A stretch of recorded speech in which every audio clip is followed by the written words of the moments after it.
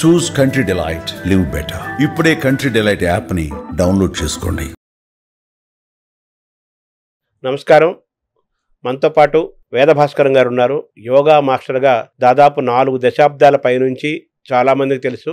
వారు చెన్నైలో ఉన్నప్పుడు సినిమా వాళ్ళు పెద్ద వాళ్ళందరికీ వారే యోగా మాస్టర్గా ఉండేవారు. శోభన్ బాబు ఫ్యామిలీ, ఎస్పి బాలసుబ్రహ్మణ్యం గారి ఫ్యామిలీ, రాఘవేంద్రరావు గారు, విశ్వనాథ్ గారు, రావు రమేష్ గారు, మురళీమోహన్ గారు, వీళ్ళందరికీ కూడా ఆయన చెన్నైలో ఉన్నప్పుడు వారు యోగా ట్రైనింగ్ ఇచ్చేవారు. ఇప్పటికి కూడా యోగ విద్యని, పతంజలి యోగ శాస్త్రాలని అధ్యయనం చేస్తూ ఇప్పటికీ చాలా యాక్టివ్గా తన ఆరోగ్యాన్ని తాను కాపాడుకుంటూ చాలా మందికి ఆరోగ్యాన్ని ఇస్తున్నారు. యోగా ద్వారా ఎటువంటి ఆరోగ్యం అందుతుంది, పతంజలి యోగ సూత్రాలు ఏం చెప్తున్నాయి, ఈ విషయాలు ఇవన్నీ కూడా వేదభాస్కరం గారి ద్వారా తెలుసుకొని యోగా ద్వారా ఆరోగ్యాన్ని, ఆనందాన్ని ఎలా పొందాలో మనం తెలుసుకుందాము. నమస్తే వేదభాస్కరం గారు. నమస్కారం శర్మ గారు. ముందుగా సుమన్ టీవీ ప్రేక్షకులందరికీ కూడా నా యోగాభివందనములు. సరే, నేను యోగ విద్య 82-83లో తిరుపతిలో నేను డిప్లొమా చేశానండి. అది అయిన వెంటనే చెన్నైలో యోగా టీచర్గా, కేంద్రీయ విద్యాలయంలో యోగా టీచర్గా జాబ్ వచ్చిందని నేను చెన్నై వెళ్ళడం జరిగింది. సరే, అక్కడ అనుకోకుండా కొన్ని మిత్రుల ద్వారా చాలామంది పరిచయం అవ్వడం, అలా పరిచయాలు ఒకళ్ళ నుంచి ఒకళ్ళకి వెళ్ళి వాళ్ళందరూ యోగా నేర్చుకోవడం, ఆ అదృష్ట భాగ్యం కలిగింది. పెద్దవాళ్ళకి చెప్పే భాగ్యం, ముఖ్యంగా విశ్వనాథ్ గారు, బాలసుబ్రహ్మణ్యం గారు ఫ్యామిలీ, ఆయన నేర్చుకుందాం అని పిలిచి వాళ్ళ ఇంట్లో వాళ్ళందరికీ నేర్పారు.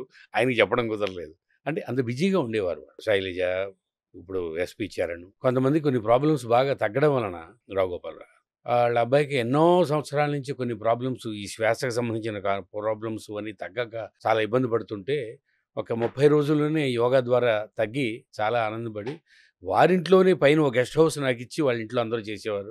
ఆయన కూడా కొన్ని యోగా ప్రక్రియలు చేసేవారు. రావుగోపాలరావు. ఆయన ఆనందం ఏంటంటే ఆయనకి ఏదైనా ఆనందం వస్తే పట్టుకోలేము. మొత్తం ఫీల్డ్ అందరికీ మా ఇంట్లో యోగా మాస్టర్ ఉన్నారు అని చెప్పేసి పరిచయం చేయడం వల్ల అలా అందరికీ తెలిసి చాలామందికి యోగా శోభన్ బాబు కూడా ఉన్నారు కదా. శోభన్ బాబు గారు ఆల్రెడీ చేసేవారండి ఆయన యోగా. ఆయన మంచి ఫిట్నెస్ కదా, అద్భుతమైనటువంటి సాధకులు. సో వారు అబ్బాయికి చెప్పేవాడిని. అలాగే నాగుబాబు గారు, శారద, అలాగే సిల్క్ స్మిత, అలాగే చాలామంది ప్రొడ్యూసర్లు, మురళీమోహన్ గారు, ముఖ్యంగా ఎక్కువ చేసింది మురళీమోహన్ గారు, ఎక్కువ కాలం చేసింది నా దగ్గర. రాఘవేంద్ర గారు రాఘవేంద్ర గారు ఫ్యామిలీ అండి, ఆయన చేయలేదు, అది ఫ్యామిలీ అండి. సో ఇలాగ ఇంకా చాలామంది ప్రొడ్యూసర్లు, కొంతమంది డైరెక్టర్లు, ఇంకా చాలామంది ఉన్నారు. అది అయిన తర్వాత ఇంకా వృత్తిరీత్యా ఇక్కడ ఆంధ్ర యూనివర్సిటీలో జాబ్ రావడం వల్ల నేను విశాఖపట్నం వచ్చేసాను. ఇంకా వీళ్ళందరికన్నా ఎక్కువ ముఖ్యం నా ప్రాణమిత్రులు జొన్నమిత్రులు రామలింగేశ్వరరావు గారికి కూడా యోగా చెప్పడం. ఇద్దరం కలిసి ఒకే ఇంట్లో ఉండేవాళ్ళం మేము. చెన్నైలో మీరు జొన్నమిత్ర గారు రూమ్మేట్స్ అండి. అంతే, అలాగే ఇద్దరం కలిసి యోగా సాధన చేసేవాళ్ళం చక్కగా. అది ఒక మంచి మర్చిపోలేనటువంటి అనుభూతి. ఇక్కడికి వచ్చిన తర్వాత ఇక్కడ వైజాగ్లోనే నేను యోగా ఆంధ్ర యూనివర్సిటీలో కొన్నాళ్ళు పనిచేశానండి. తర్వాత సొంతంగానే పతంజలి యోగా అండ్ ఆయుర్వేద కేంద్ర అని పెట్టుకుని ఇప్పటికీ అక్కడ రన్ అవుతుంది.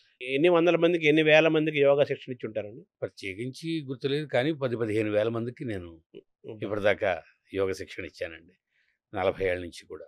సో మీ దగ్గర శిక్షణ పొందిన తర్వాత, యోగా విద్య నేర్చుకున్న తర్వాత, లేకపోతే మీ యోగ చికిత్స ద్వారా పొందిన తర్వాత అందరూ ఆరోగ్యాన్ని పొందారా? 100కి 90 మంది అండి. 100 మంది పొందుతారు, కానీ 100కి 100 మంది మనం చెప్పింది చేయడానికి పాపం కొంతమందికి అనుకూలంగా ఉండదు కదండి. అవును. అంచేత 100కి 90 మంది మనం చెప్పే ఆరోగ్య నియమాలు, ఆహార నియమాలు, ప్రాణాయామం, ఈ ధ్యానం రకరకాలుగా చేసి 100కి 90 మంది ఆరోగ్యంగా ఉన్నవాళ్ళు కొన్ని వందల మంది, కొన్ని వేల మంది ఉన్నారండి. అలాగే వాళ్ళ జీవితాలు మార్చుకున్న వాళ్ళు కొంతమంది ఉన్నారు. ఒక 6 నెలలు, సంవత్సరం, 2 సంవత్సరాలు నా దగ్గర ప్రాక్టీస్ చేసి యోగా శిక్షకులుగా, అంటే యోగా టీచర్స్గా చాలామందిని తయారు చేశాను. వాళ్ళు చాలామంది చెప్తున్నారు. ఇక్కడే కాకుండా అమెరికాలో కూడా, వియత్నాంలో, లండన్లో కొంతమంది యోగా టీచర్స్గా వాళ్ళు యోగా టీచింగ్ చేస్తున్నారు. అసలు యోగా శబ్దం ఏంటి, దాన్ని ఒకసారి వివరించండి. యోగా అనే పదం యాక్చువల్గా దాని అర్థం సముద్రం అంతా అండి. అది యూజ్ అనే ధాతువు సంస్కృత మూలం నుంచి వచ్చింది. దాంట్లో నుంచి పదం యోగా అనే పదం పుట్టింది. దానికి అర్థం ఏంటంటే కలయిక, సంయోగం. ఇక్కడ కలయిక అంటే ఏదో 2 విషయాల కలయిక కాదు, జీవాత్మ పరమాత్మల యొక్క కలయిక. Body and mind, the union of the body and mind. జీవాత్మ పరమాత్మల యొక్క కలయికని యోగా. ఇంకా దీనికి నిర్వచనానికి వస్తే అనేక నిర్వచనాలు వచ్చేస్తాయి మనకి. సామాన్యులకు అర్థమయ్యేటట్టు చెప్పాలంటే అసలు ఇది యోగ శాస్త్రాన్ని అసలు ప్రారంభించిన మహర్షి పతంజలి మహర్షి. ముందుగా ఆయన మనం తలుచుకుని అసలు మనం ప్రారంభించాలి. యోగేన చిత్తస్య పదేన వాచా మలం శరీరస్య చ వైద్యకేన యోపాకరోత్తం ప్రవరం మునీనాం పతంజలిం ప్రాంజలిరానతోస్మి. మనస్సులో దోషాలు పోగొట్టడానికి యోగ శాస్త్రాన్ని, భాషలో దోషాలు పోగొట్టడానికి వ్యాకరణ శాస్త్రాన్ని, శరీరంలో దోషాలు పోగొట్టడానికి ఆయుర్వేద శాస్త్రాన్ని, 3 శాస్త్రాలను ఇచ్చినటువంటి మహానుభావుడైన పతంజలి మహర్షికి మున్ముందుగా మనం నమస్కారం తెలియజేసుకుంటూ, యోగా సెంటర్లు అంటారు, యోగా చేస్తున్నామంటారు. ఈ యోగా శబ్దం ఒకప్పుడు ఇప్పుడు వేల ఏళ్ల నాటి మన భారతదేశంలో ఉంది. ఇప్పుడు బాగా ఈ ఆధునిక యుగంలో బాగా పెరిగింది. ఈ యోగా సెంటర్లు పెరగటం, యోగా ప్రాక్టీస్ పెరగటం throughout world, not only in India. అవును, యోగాలో ఏమేమి ఉంటాయండి అసలు యోగా విద్యలో? ఇప్పుడు ఏమైందంటే ఇందాక మీకు అర్థమయ్యేది చెప్పా. ఈ నిర్వచనాలు వచ్చేప్పటికి మనకు చాలా కనపడతాయి. అసలు ముందుగా మనం తీసుకోవాల్సింది పతంజలి మహర్షి చెప్పిన నిర్వచనమే యోగః చిత్తవృత్తి నిరోధః. యోగా అంటే మనస్సుని నిగ్రహించడమే yoga. Mind control is yoga. చెప్పడానికి ఎంత ఈజీగా ఉంది మనకి. చాలా కష్టం అది. ప్రపంచంలో అత్యంత కష్టమైంది అదే. మనసు అనే కోతి లాంటిది కదా అది. ఇప్పుడు ఒక 100 ఆసనాలు చేసి మన శరీరాన్ని అన్ని రకాలుగా భంగిములతో ఉంచవచ్చు. మనకన్నా సర్కస్లు చేసేవాడు ఇంకా బాగా ఉంచుతాడు.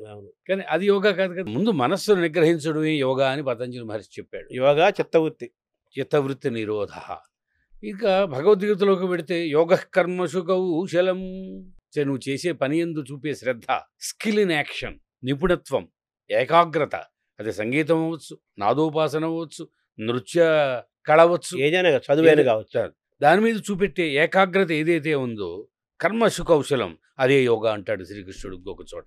ఈ యోగా సాధనలో ఏమేమి అంశాలు ఉంటాయి? ఇప్పుడు మామూలుగా దైనందిన జీవితానికి సంబంధించినటువంటి యోగాలు భగవద్గీతలో చెప్పాడు ఆయన. నిష్కామ కర్మయోగం, జ్ఞానయోగం, కర్మయోగం, భక్తి యోగం, రాజయోగం, ఇవన్నీ ముఖ్యమైనటువంటి ఈ 4 అండి. ఇది మన మహర్షులు చెప్పినవి, భగవద్గీతలో చెప్పినవి, అందరూ చెప్పినవి. ఈ రాజయోగంలోంచి పుట్టినదే హఠయోగము. హఠయోగం అంటే శరీరాన్ని శుద్ధి చేసుకుని, శరీరాన్ని మన స్వాధీనంలోకి తెచ్చుకుని తర్వాత మైండ్ కంట్రోల్ చేసుకోవడం అనేటువంటిది హఠయోగం. రాజయోగం మనస్సును స్వాధీనం చేసుకోవడం, డైరెక్ట్ అనమాట. అంటే అటాక్ అది. అంటే డైరెక్ట్గా డాక్టరేట్ ఇస్తారు చూడండి, అలాగనమాట. ఈ హఠయోగం అనేటువంటిది ముందు కాలేజీ చదివి ఎంఏ చదివి తర్వాత డాక్టరేట్ తెచ్చుకోవడం లాంటిది హఠయోగం. స్టెప్ వైజ్ రాజయోగం. హఠయోగం కొన్నాళ్ళు చేసిన తర్వాత అప్పుడు దీనిలోంచి మనం రాజయోగంలోకి వెళ్ళాలి. అంటే కరెక్ట్గా చెప్పాలి అంటే డిగ్రీ దాకా హఠయోగము, మనం తర్వాత చేసే ఎంఏ కానీ పిహెచ్డి కానీ ఏదైతే ఉందో అది రాజయోగం అండి. అప్పుడు నిలకడగా ఒక స్థిరంగా పట్టు వస్తుంది దాని మీద అండి. పట్టు లేకడగా చేసేది జారిపోతుంది, రాజయోగం నిలబడదు. చేస్తే ఈనాడు ప్రపంచంలో మనకి ఎక్కువ ప్రాముఖ్యత చెందింది ఈ హఠయోగం. ఈ హఠయోగంలోనే యోగాసనాలు, ఈ సూర్య నమస్కారాలు, ప్రాణాయామం, యోగ నిద్ర, ముద్రలు, బంధములు, ధ్యానము, సమాధి, ఇవన్నీ కలిపితే హఠయోగం. ఇవన్నీ మొత్తం ఎన్ని ఉంటాయి సార్? నెంబర్ సంఖ్య ఉంది? ఇప్పుడు ఏమైందంటే ఒకప్పుడు రాజయోగమే ఎక్కువ సాధనగా ఉండేది. అవును, మీకు 60 సంవత్సరాలు 70 సంవత్సరాల క్రితం. ఇప్పుడు ఏమైందంటే రాను ఇప్పుడు హఠయోగానికి ప్రాముఖ్యత పెరిగింది. ఇవన్నీ హఠయోగంలోకి వస్తాయి. అసలు యోగా యొక్క అల్టిమేట్ అంటే చివరి గమ్యస్థానం ఏమిటి? మనస్సును స్వాధీనం చేసుకోవడం. కనీసం రోజు 1-2 గంటలు మెడిటేషన్లో కదలకుండా మనస్సుని నిశ్చలంగా నిలబెట్టడం అనేది. ఇప్పుడు దానికి ప్రాముఖ్యత తగ్గి ఈ ఆసనాలకు ప్రాముఖ్యత పెరిగింది. బట్ ఏదైతే యోగాకి ప్రాముఖ్యత పెరిగింది, అది మనం సంతోషించదగ్గ విషయం అండి. అది అలాగే స్వామి వివేకానందుడు, స్వామి శివానంద మహర్షి, స్వామి సత్యానంద సరస్వతి, ఎంతోమంది మహానుభావులు దీన్ని ప్రపంచం అంతా కూడా. ఈనాడు ఇప్పుడు ప్రపంచ దేశాల్లో అనేక దేశాలు చాలా అద్భుతంగా ధనిక దేశాలు ఉన్నాయి మనకి.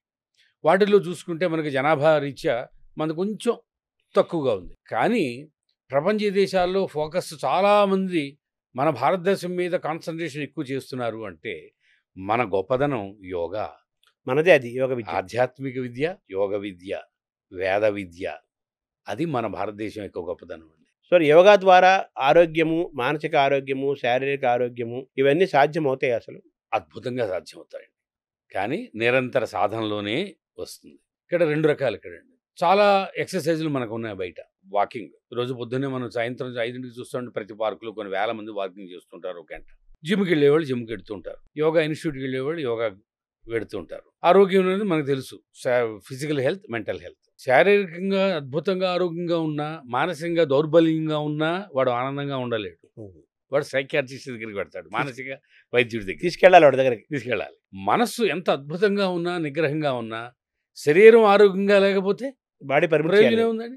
వీడు ఈ ఫిజికల్ డాక్టర్స్ దగ్గరికి వెళ్ళాలి ఈ రోగాలతో ఉండేవాడు. చేత 2 సమానంగా ఉంటేనే మనం ఆనందంగా ఉండగలం. మనం 70 ఏళ్ళు బతికినా, 90 ఏళ్ళు బతికినా, 100 ఏళ్ళు బతికినా 2 సమానంగా చూసుకోవాలి. ఈ 2 సమానంగా చూసుకోవడంలో ప్రపంచంలో యోగాని తప్పించి ఇంకొక సాధన లేదు. భారతీయుల యొక్క ఒక ఆయుర్దాయము 126 సంవత్సరాలని చెప్పేసి ఒక నిర్ణయం చేశారంటారు. అది కరెక్టేనండి? అది కరెక్టేనండి. కరెక్టే. మీరు 100 సంవత్సరాల క్రితం వెళ్ళండి. అలా కొన్ని దేశాల్లో వాళ్ళ ఆహార నియమాలను బట్టి 120 ఏళ్ళు, 114 ఏళ్ళు, 130 ఏళ్ళు బతికిన వాళ్ళు మనం కనపడతారు హిస్టరీలో.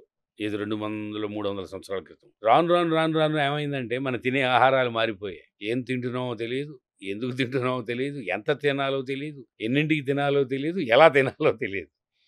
ఇలా రకరకాలుగా మార్పులు చెంది ఏమైందంటే దానికి తగ్గిపోయింది. మనకు ఆయుష్ మనకి తగ్గిపోయింది రోగాలతోటి వీటితోటి. ఇప్పుడిప్పుడే అమ్మో జాగ్రత్తగా ఉండాలని వాకింగ్ చేసేవాళ్ళు వాకింగ్ చేస్తున్నారు, యోగా చేసేవాళ్ళు యోగా చేస్తున్నారు. మరి ఇన్ని ఎక్సర్సైజ్ చేస్తున్నారు కదా, వాకింగ్ చెబుతున్నారు కంపారిటివ్గా. మరి ఇన్ని చేస్తున్నారు కదా, మరి యోగా గొప్పతనం ఏమిటి? సార్ నేను యోగా మాస్టర్ అయినంత మాత్రాన నేను యోగా గొప్పతనం చెప్పేస్తే ఎలాగా? దానికి ఒక ప్రామాణికత ఉండాలి కదండి, దానికి శాస్త్రం ఉండాలి. దీనికి శాస్త్రకారుడే చెప్పాడు. హఠయోగంలో స్వాత్మారాముడు అనే మహర్షి తెలుగు యోగి రాసిన గ్రంథం అండి అది. ఈనాడు ప్రపంచ వ్యాప్తంగా యోగా టీచర్ అనేవాడు ఆ పుస్తకం చదవందే మేము ఎగ్జామ్స్కి వెళ్ళలేము. హఠయోగ ప్రదీపిక దాని పేరు. దాంట్లోనే చెప్తాడు. దాంట్లో యువా వృద్ధోతి వృద్ధోవా వ్యాధితో దుర్బలోపివా అభ్యాసాత్ సిద్ధిమాప్నోతి సర్వయోగేష్వతింద్రిత. నువ్వు యువకుడైనా బాలుడైనా 5 ఏళ్ల బాలుడైనా 105 ఏళ్ల ముసలాడు అయినా వ్యాధితో పీడింపబడుతున్న ఆరోగ్యంగా ఉన్న స్త్రీ అయినా పురుషుడైనా ఎవరైనా యోగా చేసి ఫలితాన్ని పొందవచ్చు అని స్టార్టింగ్లోనే మనకి హఠయోగ ప్రదీపికలో చెప్తాడు ఆయన. ఈ పతంజలి మహర్షి రాసినటువంటి గ్రంథం ఆయన 4 సమాధి పాదం, సాధన పాదం, విభూతి పాదం, కైవల్య పాదం అని 4 పాదాలతోటి యోగా గ్రంథం రాశాడు. అది ఒక అద్భుతమైన ప్రామాణిక గ్రంథం. ఎంతోమంది ఎన్ని గ్రంథాలు రాసినా ఇప్పుడు మనకి భారతీయ తాత్వికలో భగవద్గీతను మించిన గ్రంథం ఇంకోటి రాలేదు కదండి, ఇప్పుడు దాకా రాదు కూడా కదండి. అలాగే యోగాలో మనకి ప్రామాణిక గ్రంథం పతంజలి యోగ దర్శనం. అది రాజయోగంగా పిలువబడుతుంది. దానికంటూ సిలబస్ ఇచ్చాడు ఆయన. మన ఇష్టం వచ్చినట్టు చేసేయడం కాదు, ఇది చేసేస్తానంటే కాదు. దానికి ఒక రూల్స్ రెగ్యులేషన్స్ సిస్టమేటిక్గా స్టెప్ బై స్టెప్ ఎలా వెళ్ళాలి, యమ నియమ ఆసన ప్రాణాయామ ప్రత్యాహార ధారణ ధ్యాన సమాధియో అష్టావంగాని అని 8 అంగాలు ఇచ్చాడు. మన డాక్టరేట్ రావాలంటే high school, 10th class, intermediate, degree, post graduation ఎలా ఉందో అలాగా దీన్ని ఒక హయ్యర్ లెవెల్కి అత్యున్నత స్థాయికి సమాధి స్థితికి వెళ్ళడానికి ఆ స్టెప్స్ యమనియమాలు ఆసనాలు ప్రాణాయామం ఇచ్చాడు. అవన్నీ గురుముఖదాగా జాగ్రత్తగా చేసుకుంటూ వెడితే ఆ 8 స్టెప్పులు కరెక్ట్గా 8 ఏళ్ళు సాధన చేయాలి. కోర్సు కంప్లీట్ చేయడం. కొంతమంది మహానుభావులకి 2-3 ఏళ్లలోనే సిద్ధించవచ్చు. వాళ్ళు తక్కువ మంది కదా, తక్కువ మంది. జనరల్గా 8 నుంచి 10 ఏళ్ళు ఆయన చెప్పినట్టుగా ఈ అష్టాంగ యోగ సాధన చేస్తే ఇంకా దాన్ని మించినటువంటి సాధన యోగాల్లో లేదనమాట. మీరు చేశారా 8-10 ఏళ్ళు? 40 ఏళ్ళ నుంచి చేస్తున్నా.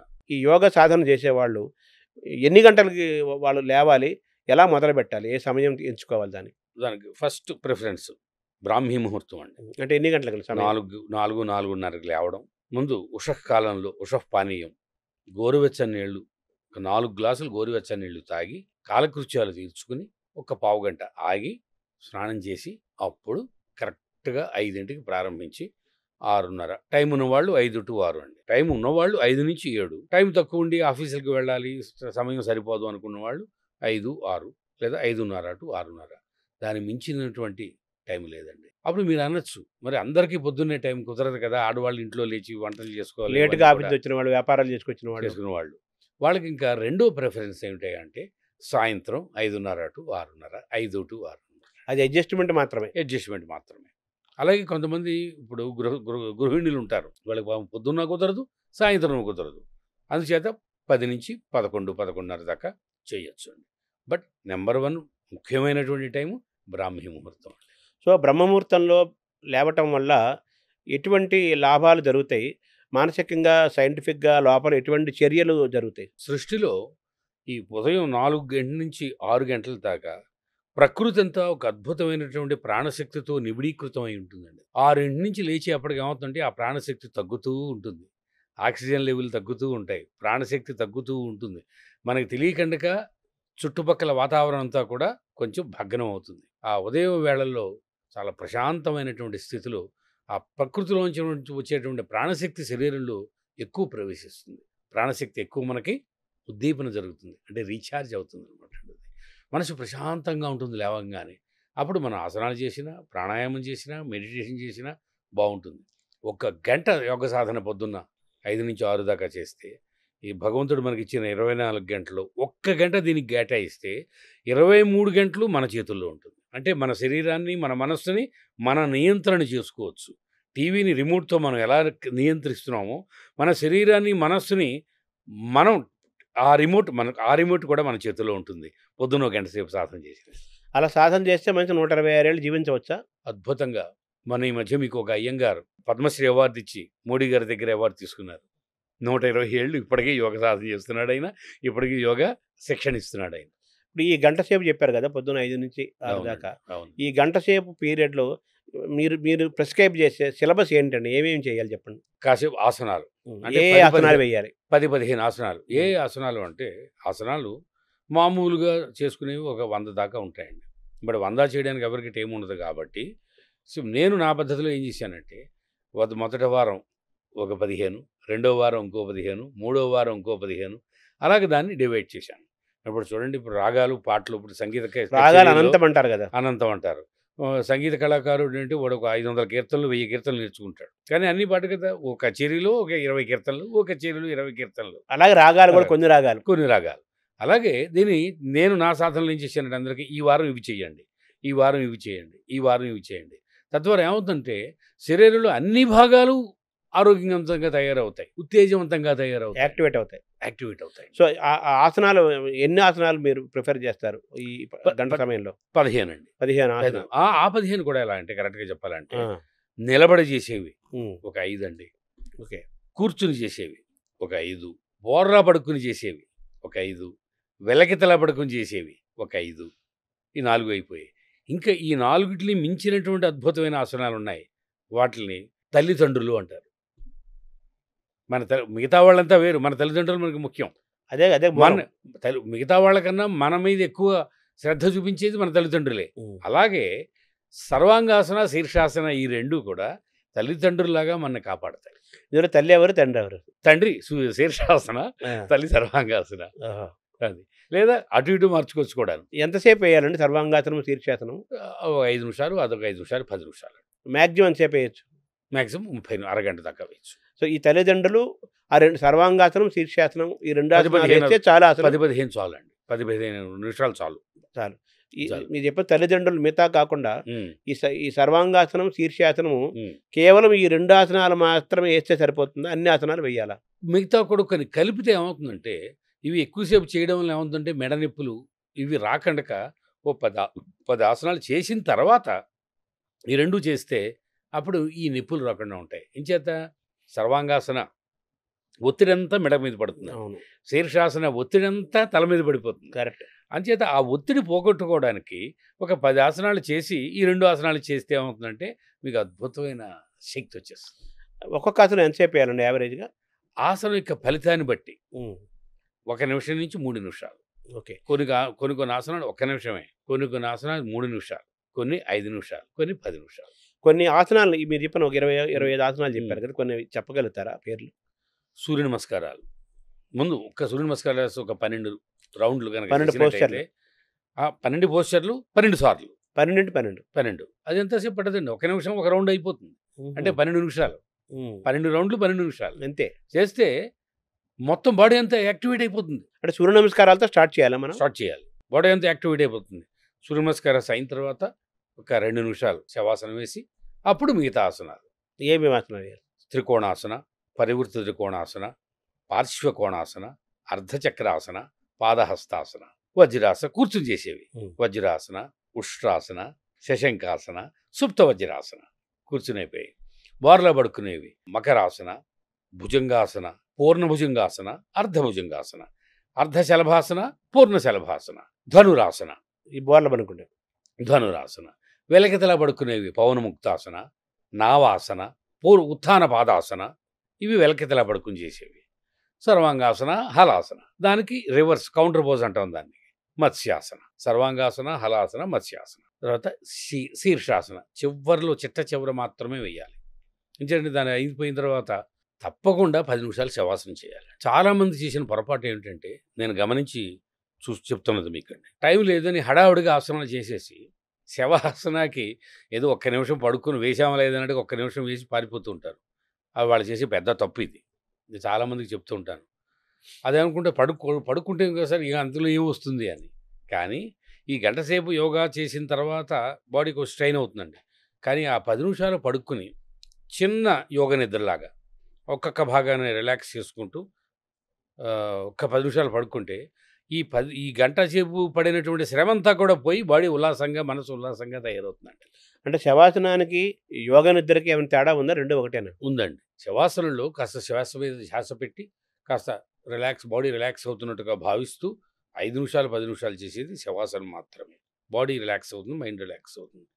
శవాసనం శాంతిహరం చిత్త విశ్రాంతికారకం అని హఠయోగ ప్రతిపదికలో చెప్పారు. శవాసనం శాంతిహరం అంటే శ్రమంతా పోతుంది, చిత్త విశ్రాంతికారకం మనసుకి విశ్రాంతినిస్తుంది. దీన్ని యోగ నిద్రగా మహానుభావులు సత్యానంద సరస్వతి, చిన్మయానంద సరస్వతి మహానుభావులు చాలామంది దీన్ని ఆ యోగ నిద్రని దీన్ని బయటికి తీసుకొచ్చి దీన్ని బాగా విస్తరింపజేశారు. యోగ నిద్ర, రోగ నిద్ర, భోగ నిద్ర, యోగ నిద్ర. ఆ మూడికి చెప్పండి. 3 వివరణ. మనం మామూలుగా చక్కగా భోంచేసి హాయిగా పరుపు మీద పడుకుంటాం. పొద్దున్న లేచిన తర్వాత బాడీ శరీరం హాయిగా రిలాక్స్ అయింది అనుకుంటాం మనం, అంతే కదండి. లేవంగానే కాసేపు బాగుంటుంది, వేడివేడిగా కాఫీ తాగి స్నానం చేస్తే పొద్దున హాయిగా పడుకున్నాం అనిపిస్తుంది.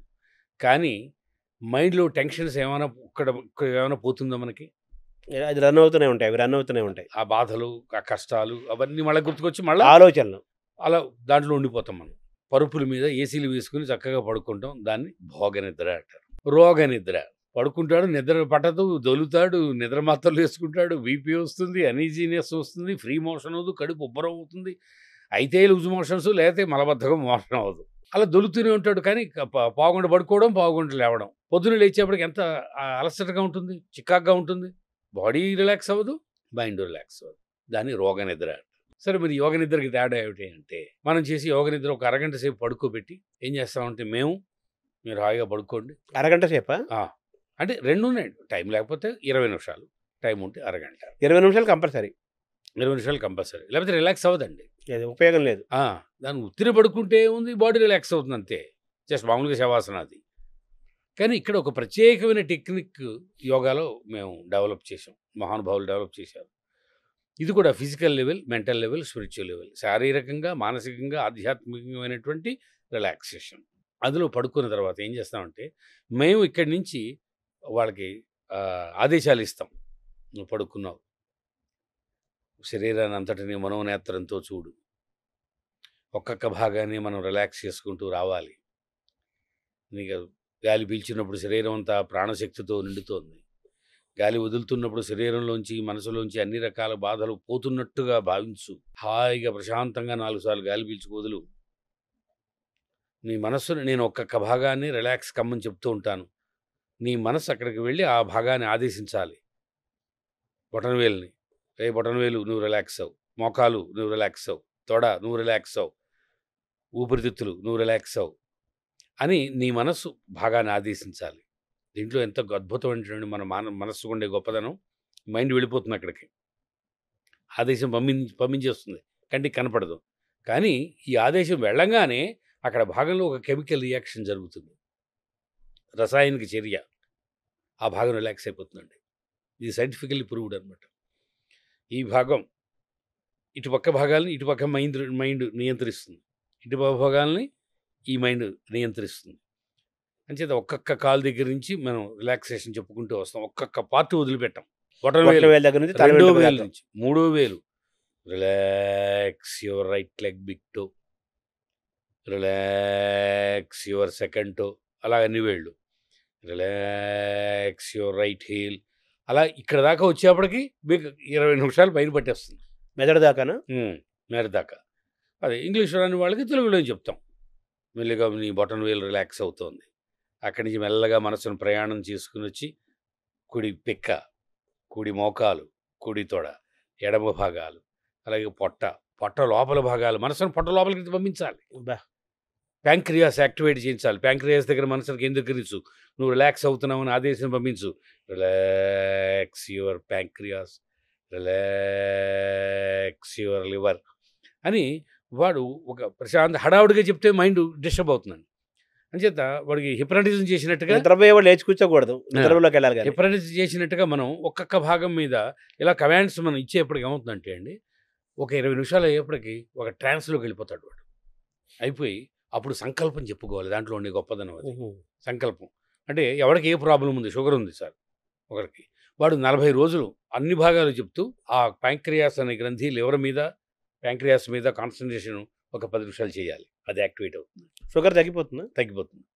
అలాగే హార్ట్ ప్రాబ్లం ఉంది, మొత్తం భాగాలన్నీ రిలాక్స్ చేస్తూ హార్ట్ మీదే కాన్సన్ట్రేషన్ చేయాలి ఒక పావు గంట. అలాగే ఎక్కడ ప్రాబ్లం ఉంటే అక్కడ కాన్సన్ట్రేషన్ చేయాలి. బీపీ వాళ్ళు అంతే, బీపీ వాడికి మొత్తం బాడీ అంతా, బీపీ అనేది ఒక పార్టీ కదా, మొత్తం పార్టీ అంతా శరీరం అంతా ఉంటుంది. కాబట్టి ఇది 40 రోజులు ఎవరైతే యోగ నిద్ర చేశారో 41వ రోజుకి బీపీ కంట్రోల్ అయిపోతుంది. అలాగే గ్యాస్ ప్రాబ్లమ్స్ వాళ్ళు, నిద్ర పట్టడం వాళ్ళు, తర్వాత ఇలాంటి ప్రాబ్లమ్స్ ఉన్న వాళ్ళు, వాళ్ళకి కూడా ఇప్పుడు గ్యాస్, మీరు ఈ గ్యాస్ట్రిక్ ప్రాబ్లం అని చెప్పారు కదా, వీటికి కంపల్సరీగా ఆసనాలు కంపల్సరీగా చేసి తీరాల్సిందే.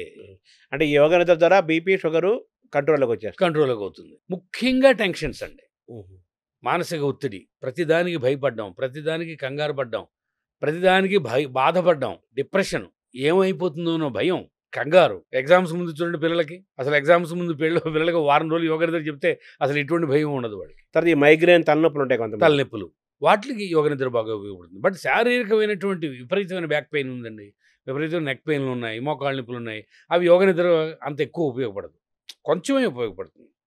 వాళ్ళకి ఆసనాలు కూడా కలపాలి. అంటే నిద్ర పట్టడం వాళ్ళకి ఆసనాలు యోగ నిద్ర రెండును. ఆసనాలు కావాలా నిద్ర వాళ్ళకి? యోగ విద్య సరిపోదా? యోగ నిద్ర కొంచెం సరిపోతుంది, 50% సరిపోతుంది. ఇప్పుడు అస్సలు లేని వాళ్ళు 80 ఏళ్ల వృద్ధుడు ఉన్నాడు సార్, ఆయనకి అన్ని ప్రాబ్లమ్స్ ఉన్నాయి, నిద్ర పట్టట్లేదు, ఆయనకి ఏం ఆసనాలు ఏం చెప్పలేము మనం. యోగ నిద్ర రోజు వింటూ చాలు, అది వింటూ నిద్రలోకి వెళ్ళిపోతారు సార్. అంటే ఒక రకమైన హిప్నాటిజం అంటారా? ఒక రకమైనటువంటి హిప్నటిజం. దాంట్లో విపరీతంగా చాలా ఓవర్ ఇన్ఫ్లుయెన్స్ ఉంటుంది ఫాస్ట్గాను. ఈ యోగ నిద్రని చాలా ప్రశాంతంగా స్థితిలో తీసుకెడతాం మనం. అది దాంట్లో ఆధ్యాత్మికత లేదు, దీంట్లో మన ఆధ్యాత్మికత ఉంది. ఈ మనసు మాట శరీరం వింటుందా? శరీరంలోని భాగాలు వింటాయి? అసలు వింటాయండి, మన సాధన బట్టే ఉంటుంది. ఎప్పటికప్పుడు కూర్చొని వినమంటే వినవు, అదే దానికి సాధన మీదే వస్తుంది. ఒక 2-3 ఏళ్ళు యోగా అభ్యాసం చేసిన తర్వాత మైండ్, అదే యోగం అంటే కదండి, మైండ్ మనస్సు మాట శరీరం వింటమే యోగం. మన మాట వినకండక అది ఇష్టం వచ్చినట్టు గంతులేస్తే రోగం, అంతే. ఇప్పుడు మనం ఈ యోగా నిద్ర సాధన చేసేవాళ్ళు 40 రోజులు చేస్తే షుగర్ తగ్గిపోతుంది, బీపీ తగ్గిపోతుంది అని చెప్పారు. ఎన్ని రోజులకి ఆ మనసు మాట శరీరంలోని భాగాలు విని నిజంగా యోగ నిద్రలో పర్ఫెక్షన్ రావడానికి ఎన్ని రోజులు టైం పడుతుందండి? మినిమం 40 రోజులు. 40 రోజుల్లో వచ్చేస్తుంది. 40 రోజుల్లో నియంత్రణ కలుగుతుంది. యోగ నిద్ర చేసిన తర్వాత ప్రాణాయామం ఇవన్నీ కలపాలండి, ఇవన్నీ కలిపితే ఎక్కువ ఇంపాక్ట్ అనమాట. అంటే యోగ నిద్రకి బాడీ మైండ్ ముఖ్యంగా. అవునండి. మైండ్ అలవాటు పట్టడానికి ఎంత టైం పడుతుంది? 40 రోజులు. 40 రోజుల్లో వచ్చేస్తుంది. 40 రోజులు అలవాటు పెర్ఫెక్షన్ వస్తుందండి. పెర్ఫెక్షన్ వస్తుంది. అప్పటిదాకా ఏమవుతుంది, పడుకోగానే మైండ్ అటు పారిపోవడం మొదలుపోతుంది. దాని పని మళ్ళా తీసుకొచ్చి మళ్ళీ లాక్కు రావాలి, మళ్ళీ లాక్కు రావాలి, మళ్ళీ కూర్చోబెట్టాలి, మళ్ళీ కూర్చోబెట్టాలి. ఇంకేమవుతుంది, 20 రోజులు అయిపోయి బాబోయ్ నన్ను ఏడిపిస్తున్నాడు రా దేవుడా అని కదలకుండా కూర్చుంటుంది. అది జరుగుతుందా? వాడికి మనకు వద్దులే, మనకు సెట్ అవ్వదని లేచి వెళ్ళిపోతాడు. ఉంటాడు అలా, వాళ్ళు ఇద్దరు ఉంటారండి అలాగే. మనం ఇప్పుడు కూడా అది అన్నీ జరిగిపోతాయని మనం చెప్పకూడదు. ఎప్పుడు కూడా అందరికీ కూడా జరగవు, అందరికీ జరగవు. ఇప్పుడు 100 మంది క్లాసులో జాయిన్ అయ్యారు సార్, యోగా ఒక నెలాళ్ళు యోగా కోర్స్ అంటాము. దీంట్లో మెల్లిగా ఒక వారం రోజుల తర్వాత కొంతమంది జారిపోతారు, ఇంకో 10 రోజుల తర్వాత కొంతమంది జారిపోతారు, నిలబడి ఒక 60 మంది 50 మంది మిగులుతారు 100 మంది జాయిన్ అయితే. సో యోగ నిద్ర కూడా పతంజలి చెప్పిందేనా? ఆయనదేగా, వీళ్ళు దాన్ని డెవలప్ చేశారు. అంటే ఆయన పదం వాడలేదు. ప్రత్యాహారం అంటే ఇంద్రియ నిగ్రహం, ధారణ, ధ్యాన, సమాధి. ఈ అష్టాంగ యోగం గురించి సెపరేట్గా మనం మాట్లాడుకోవాలండి. ఒక 2 గంటలు, గంటన్నర పడుతుంది అష్టాంగ యోగాన్ని. మళ్ళీ దానికి అహింస అంటే ఎన్ని, సత్య యమనియమాలు ఎన్ని, మళ్ళీ దాని గురించి ఒక్కొక్క దాని గురించి చెప్పడానికి మళ్ళీ మనకి సమయం అది సెపరేట్గా అవుతుంది. ఈ హఠయోగంలో ముఖ్యంగా గొప్పదనం ఏంటంటే అండి, రోజు మీరు అడిగారు కదా, ఈ గంట సేపు చేయడానికి మామూలుగా ఉన్నవాడికి, జనరల్గా ఉన్నవాడికి కోపతాపాలు, అజీర్ణము, అప్పుడప్పుడు తలనొప్పి, అప్పుడప్పుడు నడుము నొప్పి, ఈ చికాకులు, తర్వాత వాడు వ్యాపారంలో ఏదైనా ఇదైతే వాడికి కాస్త డిప్రెషన్లోకి వెళ్ళిపోవడం, భార్యాభర్తల మధ్య ఇబ్బందులు రావడం, తర్వాత పిల్లలతోటి తల్లిదండ్రులు పిల్లల్ని కోపడుతూ ఉండడం, కొన్ని రకరకాలుగా ఇబ్బందులు స్నేహితుల పడుతూ మధ్య ఉంటాడు. మనుషుల మధ్య కూడా కొన్ని బంధాలు బంధాలు ఇబ్బంది ఇదవుతుంటాయి. ముఖ్యంగా అది కూడా ఏంటంటే మన మనస్సు మీద నియంత్రణ లేకపోవడం జీవితంలో. అంటే చూడండి, ఒక నెలాళ్ళలో 20 రోజులు ఆనందంగా ఉంటాం, ఒక 10 రోజులు డిప్రెషన్లోకి వెళ్ళిపోతుంటాం. కానీ రోజు ఒక గంట సేపు యోగ సాధక చేసేవాడికి 365 రోజులు కూడా ఆనందంగా ఉంటాడు. ఎన్నో ఇబ్బందులు వస్తాయి ఇంట్లో, కుటుంబంలో కలతలు వస్తాయి, పిల్లలతోటి తల్లిదండ్రులకి సయోధ్య ఉండదు, ఒక్కొక్కసారి ఆఫీసులో సయోధ్య ఉండదు, మానవ సంబంధాలు దెబ్బతింటాయి. మానవ సంబంధాలు దెబ్బతింటూ ఉంటాయి. ఎందుకంటే అది మన ప్రవర్తన బట్టే కదండి అది. కానీ ఒక మంచి ప్రవర్తనతోటి మానవ సంబంధాలు పెంచుకోవడంలో యోగా ప్రాముఖ్యత నెంబర్ 1. కోపాన్ని తగ్గించి సహనాన్ని పెంచుతుంది అంటారా యోగా? అద్భుతంగా. నేను ఎంతో మందిని చూశాను నా జీవితంలో, స్వయంగా నా జీవితానికి అది నేను అన్వయించుకున్నాను. ఓహో.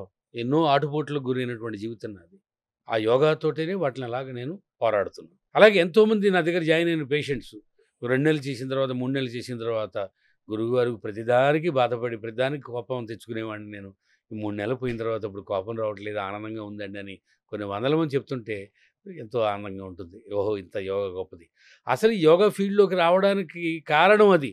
ఏదో సరదాగా మొదలుపెట్టి ఒక 10 మంది 20 మందికి చెప్తుంటే వాళ్ళొచ్చి, మేము 2 ఏళ్ల నుంచి 3 ఏళ్ల నుంచి నడుము నొప్పితో బాధపడుతున్నాం సార్, మీరు చెప్పిన యోగా వల్ల తగ్గిపోతుందంటే నాకే అప్పుడు చిన్నప్పుడు ఏమిటి ఇంత గొప్పదా, ఇంత ఉందా ఇందులో? ఆ చిన్న వయసులో నాకు తెలియదు కదండి, ఇంత ఉందా దీంట్లోనూ, ఏమిటి అలా తగ్గిపోతుంది దీంట్లోనూ అని నాకు అలా ఆనందం కలిగి ఈ వృత్తిలోకి నేను దిగడం జరిగింది అనమాట. ఇంకోటి ఏమిటంటే ఇందులోకి చెప్పాను కదా, ఫిజికల్ ఎక్సర్సైజ్లు ఇది చెప్పాను కదా సార్, అది ఈ ఫిజికల్ ఎక్సర్సైజ్లకి ఒక వయసుతో సంబంధం ఉంది. ఒక 15 ఏళ్ళు మీకు చూడండి, జిమ్కి వెడితే కుర్రాళ్ళు ఉంటారు కానీ మెసలాళ్ళు ఉంటారు, పెద్దవాళ్ళు ఉంటారండి. ఇప్పుడు పెరుగుతున్నారు. 6 ఏళ్ళు 8 ఏళ్ళు కుర్రాళ్ళు జిమ్లో ఉండడుగా.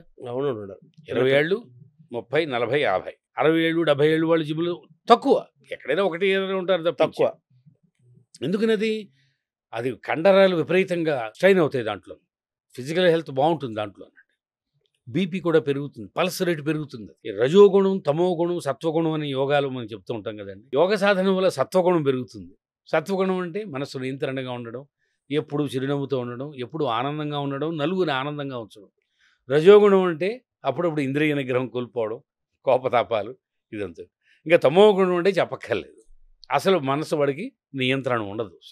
ఏం తింటున్నాడో తెలియదు, ఏం మాట్లాడుతున్నాడో తెలియదు, ఏం చేస్తున్నాడో తెలియదు, తమోగుణం. చేత ఈ ఫిజికల్ ఎక్సర్సైజ్లు అన్నీ కూడా, ఈ జిమ్ ఎక్సర్సైజ్లు అన్నీ కూడా రజోగుణాన్ని పెరిగేటువంటి ఇది ఉంది.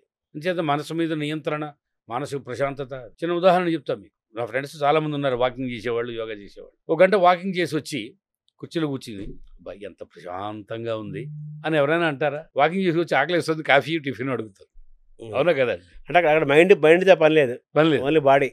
చెమట కడుతుంది, బ్రహ్మాండంగా వాకింగ్ చేస్తారు, జాగింగ్ చేస్తారు, వచ్చి అబ్బాయి ఎంత ఆనందంగా ఉంది అనే పదం అంటాడా? అండు వెంటనే కాఫీయో పాలో, ఆకలిస్తుంది టిఫిన్ పట్టరా అంటాడు. అదే 1 గంట సేపు యోగా చేసిన తర్వాత, ఇంటికి వెళ్ళిన తర్వాత ఆకలి నియంత్రింపబడుతుంది. యోగా చేసిన వెంటనే టిఫిన్ పట్టరా, అది పెట్టరా, అమ్మ ఎంత హాయిగా ఉంది. ఆ హాయి అనే పదం వస్తుంది యోగా చేసిన తర్వాత. ఎందుకని? లోపల మొత్తం శరీరం అంతా కూడా రిలాక్స్ అయిపోతుంది, మైండ్ అంతా రిలాక్స్ అయిపోతుంది. యోగా 6 నెలలు చేసిన తర్వాత వాళ్ళు ఒక తెలియనటువంటి ఒక ఆకర్షణ వస్తుంది, కంటిలో, వెలుగు, వాక్కులో, శరీరం అంతా. వపుఃకృశత్వం వదనేసు నిర్మల అరోగతాం నిర్మలత్వం వాక్స్ఫుటత్వం హఠసిద్ధి లక్షణం. హఠయోగం వల్ల ఇవన్నీ. వపుఃకృశత్వం, ఒంట్లో ఫ్యాట్ కరిగిపోతుంది. వదనేసు నిర్మలంగా తయారవుతుంది, ముఖం నిర్మలంగా ఉంటుంది. గొంతు స్వీట్గా తయారవుతుంది, మాధుర్యం పెరుగుతుంది, కమ్మగా ఉంటుంది. ఇంకోసారి మాట్లాడితే బాగుంటుంది అనిపిస్తుంది వినేవాళ్ళకి. హఠయోగం ద్వారా జరుగుతుంది. హఠయోగం ద్వారా ఈ లక్షణాలన్నీ వస్తాయండి. వపుఃకృశత్వం వదనే ప్రసన్నత నాదస్ఫుటత్వం నయనేసు నిర్మలే. కళ్ళు నిర్మలంగా తయారవుతాయి.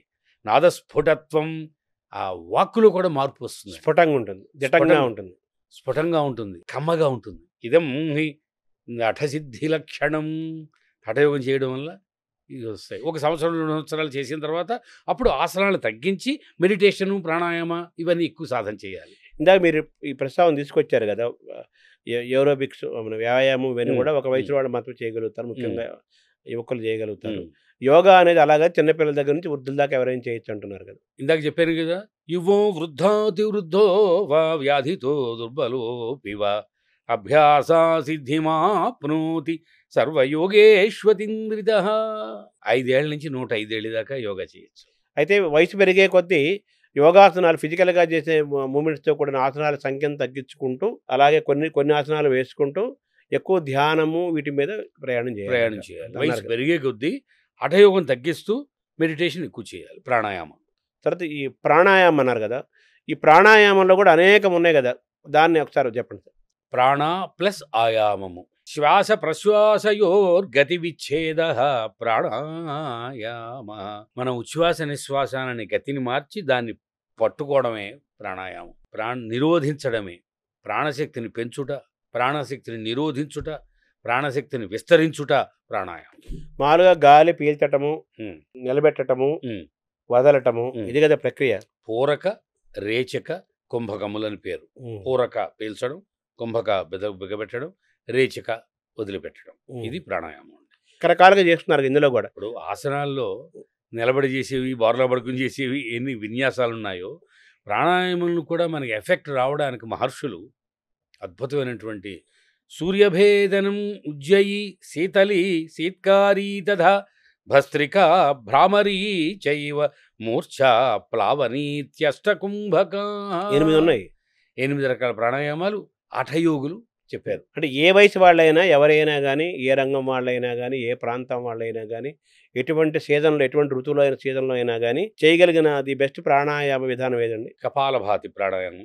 అంటే ఎలా సరే కపాలభాతి అంటే? కపాలభాతి ప్రాణాయామ. కపాల ఇది, భాతి శుద్ధి చేయుట, స్కల్ షైనింగ్ బ్రీదింగ్ ఎక్సర్సైజ్.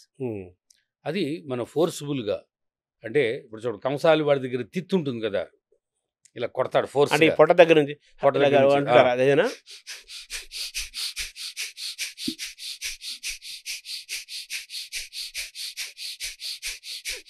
చూడండి ఎంత ఫోర్స్గా మనం గాలి వదిలిన లోపలికి. ఇది కపాలభాతి. కపాలభాతి. దీన్ని ఇంకొంచెం ఫోర్స్గా చేస్తే భస్త్రిక అంటారు. చిన్న తేడా అంతే. అంటే ఇక్కడ ఎక్కువ ఫోర్స్ పెడితే కపాలభాతి, ఇక్కడ ఎక్కువ ఫోర్స్ పెడితే భస్త్రిక. భస్త్రిక అంటే ఏం లేదు, గాలి తిత్తి. అంటే కమ్మరివాడి దగ్గర ఈ తోలు తిత్తి ఉంటుంది చూసారా, వాడు ఇలా నొక్కుతూ ఉంటాడు గాలి లోపలికి బయటికి. ఇది ఒక పావు గంట చేస్తే ఏమవుతుంది తెలుసా అండి, లోపల శరీరంలో అణువణువున ప్రాణశక్తి ఎక్కువైపోతుంది. ఎంతసేపు చేయాలండి అది ప్రాణాయామం? భస్త్రిక కపాలభాతి. ఇది కపాలభాతి 5 నిమిషాలు, భస్త్రిక 5 నిమిషాలు. నాడీ శుద్ధి ప్రాణాయామ, దాన్నే అనులోమ విలోమ ప్రాణాయామ అంటారు. అంటే పూరక, కుంభక, రేచక, మళ్ళా పూరక, మళ్ళా కుంభక, మళ్ళా రేచక. దీన్ని నాడీ శుద్ధి ప్రాణాయామం అంటాం, ఈ కపాలభాతి. అలాగే ఈ హెడేక్, మైగ్రేన్ తగ్గడానికి, మానసిక ప్రశాంతతకి భ్రమరీ ప్రాణాయామం ఒకటి ఉందండి. భ్రమరం అంటే తుమ్మిద నాదాన్ని బోలినటువంటి శబ్దాన్ని మనం ఉచ్చరించాలి. ప్రేక్షకుల గురించి చెప్తాను నేను. చెవులు మూసేసి చక్కగా కళ్ళు మూసి గాలి బాగా పీల్చుకుని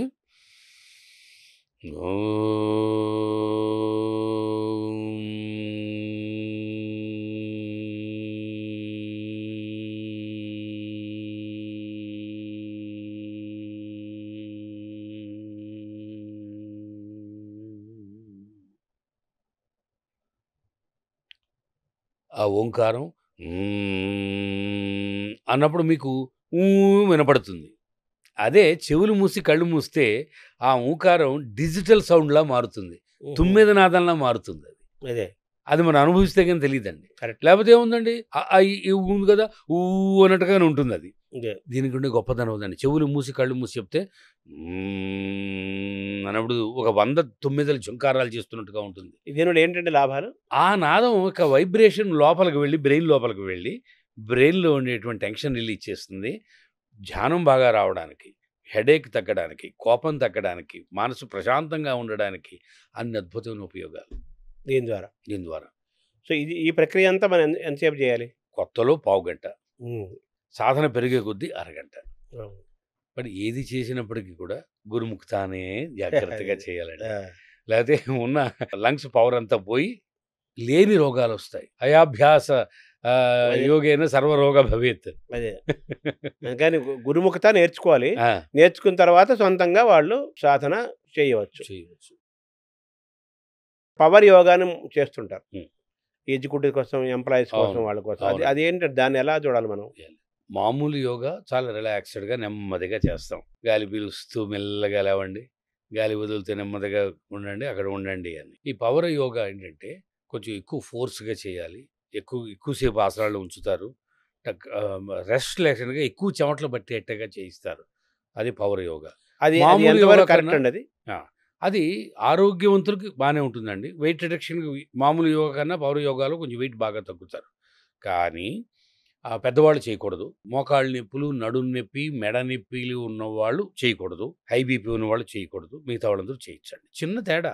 అది కొంచెం మంచి విగరస్గా చేయిస్తారు, చెమటలు బాగా పడతాయి. అది వెయిట్ తగ్గడానికి అది బాగా ఉపయోగపడుతుంది. పవర్ యోగా అందరికీ కాదు. అంతే, అందరికీ కాదు. మామూలు యోగా ఇది కొంచెం పవర్ మామూలుగా ఉంటుంది, అది కొంచెం పవర్ ఎక్కువగా ఉంటుంది. అంతకంటే ఏం లేదండి. తర్వాత అదే మన వాకింగ్, బ్రిస్క్ వాక్, రన్నింగ్ లాగా అంతే అండి. అంతే అంతే. తర్వాత మీరు ఓంకారం ఇందాక నాదం వినిపించారు కదా. ఈ యోగా విద్యాభ్యాసంలో, ఈ యోగ సాధనలో ఓంకారం యొక్క ప్రభావము, ఓంకారం యొక్క ప్లేస్ ఏంటండి? ఇప్పుడు ఆసనాలు చేయడానికి ముందు మేము 5 నిమిషాలు వార్మప్ ఎక్సర్సైజ్ చేయిస్తాం. నెక్ ఎక్సర్సైజ్లని, చేతులు ఇలా ఎక్సర్సైజ్లని, బటర్ఫ్లై మూమెంట్స్, బద్ధకోణాసన అని ఒక 4-5 ఎక్సర్సైజ్ చేసేప్పటికి ఏమవుతుంది, బాడీ కొంచెం వార్మప్ అవుతుంది, వేడి పుడుతుంది. అప్పుడు ఆసనాలు బాగా ఉంటాయి చేయడానికి. అలాగే మైండ్ని ట్యూన్ చేయడానికి ఓంకారం ఒక 10 సార్లు అన్నప్పటికీ, ఓంకారం మెడిటేషన్లో ఓంకారం చేసేప్పటికి ఏమవుతుంటే దాని గొప్పదనం, ఆ శబ్దానికి ఉండే గొప్పదనం అండి. మెడిటేషన్ చేయడానికి మనస్సుని లైన్లో పెడుతుంది, ఒక దారిలో పెడుతుందండి. ఏమీ లేకుండా టక్క నుంచి కూర్చుని ఇలా మెడిటేషన్లు చేస్తే వెడుతుంది కొంతమందికి, అందరికీ రాదు. కానీ ఓంకారం ఒక 10-15 సార్లు జపించేప్పటికి ఓంకారంలో వచ్చేటువంటి ఆ వైబ్రేషన్స్ ఏవైతే ఉన్నాయో, ఆ తరంగా, ఆ ధ్వని, ఆ ప్రాణశక్తి శరీరం అంతా ఒకసారి వ్యాపించి మైండ్ అలా నిలబడిపోతుంది, మనస్సు స్థిరంగా. దాని గొప్పదనం అదండి. సో ఆ ఓంకార నాదం, అది ఆ ఓం అనేది నాదాన్ని మనం అంటాము, నాభి దగ్గర నుంచి మొదలు పెట్టాలా? అది మామూలుగా ఓం అంటే అక్షరం అవుతుంది.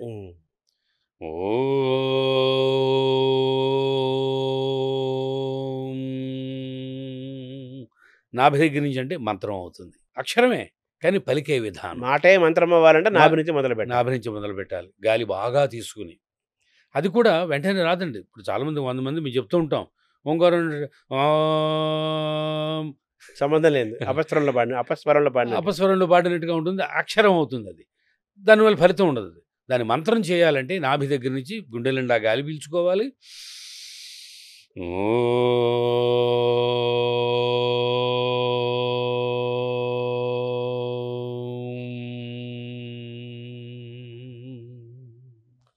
ఓమను పీల్చుకుంటారు, ఓమను వదులుతున్నారు, అంతే అండి.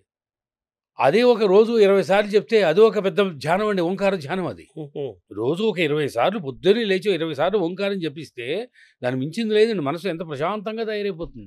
కేవలం ఓంకార మాత్రమే ఎప్పుడు 10 నిమిషాలు 20 నిమిషాలు సాధన చేశారనుకోండి, దానివల్ల లాభాలు ఏంటండి? దానివల్ల ఊపిరితిత్తులు బలపడతాయి, శ్వాసకోశ రోగాలు తగ్గుతాయి, ఆస్తమా తగ్గుతుంది, హెడేక్ తగ్గుతుంది, కోపం తగ్గుతుంది. సో ప్రాణాయామం కూడా అందులో ఉన్నట్టే అర్థం. ఉన్నట్టే, అంతే కదా. తర్వాత ఈ క్రమంలో, ఈ యోగ సాధన క్రమంలో యోగాసనాల గురించి చెప్పారు. తర్వాత ప్రాణాయామం అండి చెప్పడం మర్చిపోయాను. ఇప్పుడు గాయకులు ఉన్నారు కదా, సంగీత కచేరీలు చేసేవాళ్ళు, వాళ్ళ సాధనలో ఆటోమేటిక్గా లంగ్స్ బలపడతాయి. కానీ ఒక పావుగంట ప్రాణాయామం చేయడం వలన ఇంకా అద్భుతంగా స్వరాన్ని వాళ్ళు ఆలాపన నిలబెట్టగలరు. చాలా మంది సింగర్స్కి, పాడే వాళ్ళకి నేను ట్రైనింగ్ ఇచ్చే దాంట్లో ప్రత్యేకంగా. ఎస్పి బాలసుబ్రహ్మణ్యం గారు ఒకసారి మాట్లాడుతూ ఆయన కూడా ఇలాగే చెప్పారన్నమాట. మాట్లాడుతూ ఈ సంగీత విద్యలో గాయకులుగా ఉండేవాళ్ళు తప్పనిసరిగా సాధన చేయాల్సింది ప్రాణాయామము. ప్రాణాయామం ఎంత సాధనలో ఉంటే మనం ఆ శృతిని, ఆ రాగాన్ని, ఆ ప్రస్థానాన్ని నిలబెట్టగలుగుతాం. బాగా నిలబెట్టాలంటే లంగ్స్ కెపాసిటీ బాగుండాలి, బ్రీతింగ్ బాగుండాలి, తర్వాత వాయిస్ కూడా బాగా త్రో బాగుండాలి. ఇవన్నీ జరగాలంటే ప్రాణాయామం చాలా ముఖ్యం అన్నారు. తర్వాత హఠయోగం గురించి చెప్పినప్పుడు చాలామంది దాన్ని ఫిజికల్ ఎక్సర్సైజ్లతో పోలుస్తారు. సూర్య నమస్కారాలు కానీ, ఆసనాలు, వీటికి శారీరక, వాటికి కూడా మానసిక, ఆధ్యాత్మికపరమైనటువంటి ఫలితాలు ఉన్నాయి. చాలామంది ఫిజికల్గానే చూస్తారు ఆసనాలను, కానీ ప్రతి ఆసనం కూడా శ్వాస నిబద్ధతతో, శ్వాస నియంత్రించి చేయాలి. అప్పుడు మైండ్ రిలాక్స్ అవుతుంది. కొన్ని ఆసనాలు ఉన్నాయి, పాదహస్తాసన, సర్వాంగాసన, శీర్షాసన. అప్పుడు లోపల ఉండేటువంటి గ్రంథులు, ఎడ్రినల్ గ్రంథులు, పిట్యూటరీ గ్లాండ్, తర్వాత ఇక్కడ పిట్యూటరీ గ్లాండ్, పీనియల్ గ్లాండ్, ఇవన్నీ కూడా ఉత్తేజితం అవుతాయి. షట్చక్రాలు మన శరీరంలో ఉంటాయి, స్వాధిష్టాన, మణిపూరక, అనాహత, ఆ విశుద్ధి, ఆజ్ఞ, ఇవన్నీ కొన్ని ఆసనాలు, ఆ ఆసనాల్లో ధ్యాన స్థితిలో ఆ పాయింట్లు ప్రత్యేకించి ఇక్కడ కొన్ని ఆసనాల్లో, ఇక్కడ కొన్ని ఆసనాల్లో హృదయ స్థానంలో, కొన్ని ఆసనాలలో పొట్ట స్థానంలో నాభి దగ్గర, కొన్ని ఆసనాలలో గుదమ దగ్గర కాన్సన్ట్రేషన్ చేసి ఆసనాలు చేసినట్టయితే ఈ షట్చక్రాలు కూడా ఓపెన్ అయ్యి ఆధ్యాత్మిక శక్తి కూడా వాడిలో వస్తుంది. ఆసనాలు ఆధ్యాత్మికత అన్నది విషయం చాలామందికి తెలియదండి. ఇది ఇదంతా ఒకటే. ఆసనాల వల్ల కూడా ఆధ్యాత్మికంగా మనం ఉన్నతిని పొందొచ్చు అనే విషయం చాలామంది తెలియదు. అవి ఫిజికల్ ఎక్సర్సైజ్గానే పోలుస్తారు. అలాగే ప్రాణాయామం కూడా ముందు 3 నెలలు ఫిజికల్ హెల్త్ బాగుంటుంది, లంగ్స్ చక్కగా బలంగా తయారవుతాయి. కానీ ఆ తర్వాత చేయగా ఆధ్యాత్మిక స్థితిలోకి తీసుకెళ్ళిపోతుంది. ప్రాణాయామం is the link between the body and mind. ముందు శరీరం, తర్వాత మైండ్ కూడా. తర్వాత మామూలుగా ఈ పిరమిడ్ యోగం అంటారు కదా, శ్వాస మీద ధ్యాస అంటారు కదా, దానికి ఇప్పుడు మీరు చెప్పి దీనికి ఏమైనా తేడా ఉందా? ఏమీ లేదు. ఈ ధ్యానంలో రకాలు. మంత్ర ధ్యానం, ఏదో మంత్రం తీసుకోవడం, ఓం నమో నారాయణ, ఓం నమ శివాయ, ఒక మంత్రం 10 సార్లు లక్షల సార్లు జపించడం వల్ల దాంట్లో వచ్చే శక్తి వల్ల మనస్సు నియంత్రింపబడుతుంది. దాంట్లో ధ్యానం గడతాం. అలాగే గాయత్రి ఉపాసన, సహస్ర గాయత్రి, అది కూడా మెడిటేషన్. గాయత్రి మంత్రం చెప్పడం చేయడం వల్ల మంత్రం లేకుండా శ్వాస మీద ధ్యాస, అది కూడా శ్వాస కూడా ఒక అద్భుతమైనటువంటి మంత్రమే. సోహం మంత్రం అన్నారు దాన్ని. సోహం గాలి పీల్చినప్పుడు సో, గాలి వదిలినప్పుడు హమ్ అనే మంత్రం జరుగుతూ ఉంటుంది. ఆ మంత్రం మీద దృష్టి పెట్టి చేసి రోజు అరగంట చేసినట్టయితే అది కూడా అద్భుతమైన మెడిటేషన్. అదే ఒక్కొక్కరికి ఒక్కటి అందంగా ఉంటుంది, చాలా బాగుంటుంది. ఇది నాకు శ్వాస మీద ధ్యాస బాగుంటుందని కొంతమంది అంటుంటారు. నేను లేదండి, నేను గాయత్రి మంత్రం రోజు గంట సేపు చేస్తాను, అది హాయిగా ఉంటుంది. అద్భుతం. మంత్ర గాయత్రి మంత్రం అంటే హిందువులు ఉంటారు, అవును, ఇప్పుడు మానవులు ఉండేవాళ్ళు అన్ని రకాల వాళ్ళు ఉంటారు. అసలు ఈ స్పిరిచువల్ ప్రయాణం లేని వాళ్ళు కూడా ఉంటారు. వాళ్ళు కూడా ఈ మంత్రాలకు, ఈ దేవతలతో సంబంధం, మంత్రాలు ఉపాధి సంబంధం లేకుండా చేయొచ్చు. మతాలకు సంబంధం లేకుండా వాడు హిందూ అయినా, క్రిస్టియన్ అయినా, ముస్లిం అయినా ఎవడైనా సరే చేసుకునేటువంటిది యోగాసనాలు. అలాగే మెడిటేషన్, మంత్రంతో సంబంధం లేకుండా శ్వాస మీద ధ్యాస. ఎంచేతంటే వాడు క్రిస్టియన్ అయినా శ్వాస పీలుస్తున్నాడు, హిందువు అయినా శ్వాస పీలుస్తున్నాడు. మనిషి అది ఆ శ్వాసని పట్టుకుంటే మనసును పట్టుకున్నట్టే. అంటే ఆ పైన ఎక్కడో ఉన్నదాన్ని పట్టుకోవడానికి మీరు చూడండి, మనకి నిచ్చెనలు ఉన్నాయి అక్కడ. ఆ నిచ్చెన వేస్తాను కానీ పైన దొరకదు మనకి. అక్కడ పైన ఉండేటువంటి ఆ జీవాత్మ పరమాత్మను పట్టుకోవడానికి ఈ శ్వాస మీద ఉండే ధ్యాస నిచ్చెనలాగా ఉపయోగపడుతుంది. సార్, ఈ క్రమంలో మీరు సూర్య నమస్కారాల గురించి చెప్పారు. 12 ఉంటే 12 చేయమన్నారు. మామూలుగా 12 ఓం మిత్రాయ నమః, ఓం రవయ నమః, ఓం సూర్యాయ నమః, ఓం భానవే నమః, ఓం ఖగాయ నమః, ఓం పూష్ణియ నమః, ఓం హిరణ్య గర్భాయ నమః, ఇలా మొత్తం ఒక 12 ఉన్నాయి కదా. కొంతమంది ఏమో టకటక చేసేస్తుంటారు 12. కొంతమంది ఏం చెప్తారంటే ఊరికే అలా చేసేయటం కాదు, ఒక్కొక్క పోస్చర్తో ఒక్కొక్క మంత్రం ఉంది కదా. ఓం మిత్రాయ నమః ఇలా మొదలుపెట్టి 12 మంత్రాలతో 12 పోస్టులు చేయమంటారు కదా. ఈ రెండింటికి కొన్ని డిఫరెన్స్ ఏంటి, దాన్ని ఎలా చెప్తారు? అదే ఇందాక చెప్పింది. శారీరకమైన యోగా చేసేవాడు చెమటలు పట్టడానికి, వెయిట్ తగ్గడానికి ఫాస్ట్గా చేసుకుని వెళ్ళిపోతారండి. ఇప్పుడు కొంతమంది మేము 50 సూర్య నమస్కారాలు, మేము 100 సూర్య నమస్కారాలు రికార్డు బ్రేకులకి, గిన్నిస్ రికార్డులు ఎక్కడానికి చేస్తూ ఉంటారు. కానీ నా ఉద్దేశం, మా గురువు గారు చెప్పింది ఏమిటి అంటే, ఇది అవార్డుల గురించి, రివార్డుల గురించి చేసేది కాదు యోగా. ఎవరు కొన్ని 10 మంది 10 సూర్య నమస్కారాలు చేయగలడు, కొన్ని 25 చేయగలడు, కొన్ని 50 చేయగలడు. ఆరోగ్యం గురించి ఇది యోగ శాస్త్రం అనేటువంటిది రహస్యంగా జాగ్రత్తగా చేసేటువంటిది. ఇది ప్రజలకి ఒక ప్రదర్శన రూపంగా చేసేటువంటిది యోగా కాదు. అవార్డులు రివార్డుల గురించి చేసేది కాదు యోగా అని మా గురువులు పెద్దవాళ్ళు చెప్తూ ఉంటారు. మన ఆరోగ్యం కోసం, మన ఆనందం కోసం చేసేది. అంతే మీరు చెప్పింది. మంత్ర సాహిత్యంతో చేసే సూర్య నమస్కారాలు కరెక్ట్గా చెప్పాలంటే వాడు హాల్లో చేసేది, గాలి వెలుతురు లేదు, మామూలు హాల్లో చేసేది కాదు. సూర్య నమస్కారాలు ఎలాగా, సూర్యుడు ఎదురుగుండా ఆ ఎండ మనకు మీద పడేట్లాగా ఆయన వైపు చూస్తూ, ఆయన ప్రార్థిస్తూ, రూమ్లో చేయకూడదు, ఆయన ప్రార్థిస్తూ చేసేటండి సూర్య నమస్కారాలు. చక్కగా సూర్యరశ్మి ఒక అరగంట సూర్య నమస్కారాలు ఆయన ఎదురుగుండా చేసామనుకోండి, ఆ సూర్యరశ్మి వల్ల మనకి విటమిన్ డి వస్తుందని చెప్తున్నారు కదా. ఇప్పుడు అవును, ఆ చెమటలు పట్టాలి. చేసి రోజు సూర్యుడు ఎదురుగుండా ఒక 20 సూర్య నమస్కారాలు చేయండి. ఇంకా అసలు ఏం ఆసనాలు అక్కర్లేదు. ఇంకా తర్వాత ఈ యోగ సాధనలో ఆహార నియమాలు కూడా ఇంపార్టెంట్ కదా. అసలు ఆహార నియమాలు లేకుండా అసలు యోగం రోగంలోకి వెళ్ళిపోతుంది. చాలామంది తెలియక అది దేందో దాని అన్నట్టుగా, నేను గంటసేపు నడుస్తున్నాను కదా అని వాడు ఇష్టం పడితే తింటాడు. గంటసేపు జిమ్ చేసేవాడు, నేను గంట జిమ్ చేస్తున్నాను కదా అని వాడు ఇష్టం వచ్చినట్టు తింటాడు. నేను గంట యోగా చేస్తున్నాను కదా అని ఇష్టం వచ్చి తింటాడు. దానివల్ల ఎక్కడ వేసిన గొంగళ అక్కడే ఉంటుంది, వాడికి ఉన్నతి లభించదు. సో ఈ యోగ సాధన ప్రక్రియలో ఆహారం కూడా చాలా ముఖ్యమైనది. తప్పకుండా యోగ శాస్త్రంలో ఏం చెప్పారు, సత్వ రజస్ తమో గుణాలు ఎలాగ ఉన్నాయో మనకి, సాత్వికాహారం, రాజసికాహారం, తామసికాహారం అని 3 ఉన్నాయి. చేత మీకు రిజల్ట్స్ రావాలి ఎప్పటికప్పుడు. ప్రతి నెల మనకు ఆరోగ్యం బాగుండాలి, ప్రతి నెల రోగాలు బయటకు పోవాలి, ప్రతిరోజు బాగుండాలి. ప్రతిరోజు బాగుండాలి. అంటే ఆసనాలు ఎంతవరకు ఉపయోగపడతాయండి? 100% ఉపయోగపడవు. నేను చేస్తున్నాను, రోజు గంటన్నర విరగ్గొట్టేస్తున్నాను, 50 ఆసనాలు 60 ఆసనాలని మన ఇష్టం వచ్చినట్టు తింటే ప్రయోజనం ఏమీ లేదండి అక్కడ. అంచేత ఇటు ఆసనాలు చేస్తూ ఆహార నియమం పాటిస్తేనే మనకి 30 రోజుల్లో మనకు కడుపు నొప్పి, ఈ గ్యాస్ట్రిక్ ప్రాబ్లం తగ్గుతుంది, హెడేకులు తగ్గుతాయి, కీళ్ళ నొప్పులు తగ్గుతాయి. తర్వాత కొంతమంది ఆర్థోపెడిక్ డాక్టర్స్ కొన్ని ఆసనాలు వేయొద్దు అంటుంటారు. అలాగే హార్ట్ ఆపరేషన్ అయిన వాళ్ళు, హార్ట్ ప్రాబ్లమ్స్ ఉన్నవాళ్ళు, బీపీ ఉన్నవాళ్ళు కొన్ని ఆసనాలు వేయకూడదు అంటారు కదా. సో ఆ మనిషి యొక్క రోగాలు, వాళ్ళ కండిషన్ బట్టి మీరు ఏ ఆసనాలు వేయాలి, ఏం వేయకూడదో చెప్తారు. తప్పకుండా. ఇక్కడ ఏమవుతుందంటే ముఖ్యంగా heart operations, back pain operations, severe knee pain ఆపరేషన్స్కి చాలా అనుభవజ్ఞుడైన గురువు దగ్గరే నేర్చుకోవాలి. వాళ్ళు కొన్నాళ్ళ పాటు వాటికి దూరంగా ఉండాలి. ఏ ఆపరేషన్ అయినా సరే ఒక నెల 2 నెలల పాటు ఈ యోగా జోలికి వెళ్ళకూడదు. వాళ్ళు ప్రాణాయామం, మెడిటేషన్ చేయొచ్చు. యోగాలో అనేక విభాగాలు ఉన్నాయి. వీటన్నిటికీ కూడా మనం సాధన చేస్తూ చిన్నపిల్లల నుంచి వృద్ధుల దాకా ఎవరైనా యోగాసనాలు, యోగా ఆసనమే కాదు, యోగ మార్గం ద్వారా యోగ సాధన చేయవచ్చు. దాని ద్వారా మానసిక ఆరోగ్యము, శారీరక ఆరోగ్యము, ఆనందము అన్నీ కలుగుతాయి. దీర్ఘాయుష్ వస్తుంది. 126 ఏళ్ళు, 100 ఏళ్ళ పైగా అద్భుతమైన ఆరోగ్యం, అద్భుతంగా, ఆనందంగా, ఆరోగ్యంగా, ఆధ్యాత్మికంగా. ఒక చిన్న ఉదాహరణతో మనం ముగిద్దాం. ఇప్పుడు ఒక కారు, పాత కారైనా కొత్త కారైనా రోడ్డు మీద వెళ్ళడానికి డ్రైవర్ ఒక్కడూ సరిపోడు కదండి. రోడ్డు మీద పెర్ఫెక్ట్గా వెళ్ళాలంటే 5 రకాలు ఉండాలి. దానికి మంచి ఇగ్నిషన్ కరెక్ట్గా ఉండాలి, ఇలా అనగానే స్టార్ట్ అవ్వాలి. మంచి పెట్రోల్ ఉండాలి. మన ఆరోగ్యానికి ఇదేమిటది, మంచి పెట్రోలు కాకుండా ఏది పడితే అది పెట్టేస్తే మనకి బండి కదలదు. 5 సూత్రాలు ఉన్నాయి దీనికి. మంచి 5 సూత్రాలండి.